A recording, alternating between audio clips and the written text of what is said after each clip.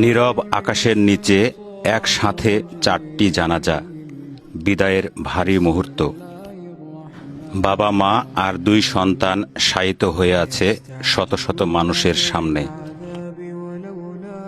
শত মানুষের ভিড়, কিন্তু হৃদয়ের গভীরে শূন্যতা আর শোকের ছায়া।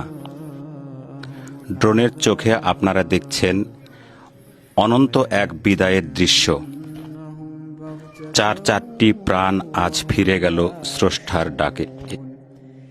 এই বাড়িতেই মোহাম্মদ হাবিবুর রহমান সপরিবারে বসবাস করতেন। কিন্তু সেই হাবিবুর রহমান সপরিবারে আজ তার বাড়ির উঠোনে চিরনিদ্রায় চিরবিদায় নিতে প্রস্তুতি নিয়েছেন। চারিদিকে শত মানুষের চোখে মুখে শুধু শোকের ছায়া নেমে এসেছে। প্রত্যেকটি মানুষের চোখে জল ছলছল করছে। বাবার পাশে ছেলে আর মায়ের পাশে কন্যা সন্তান চিরনিদ্রায় শায়িত হতে চলেছেন এই কবরস্থানে। বাস্তবতা মেনে নিতেই হবে। আসুন সবাই মিলে বিদেহী আত্মার মাগফিরাত কামনা করি। আমিন।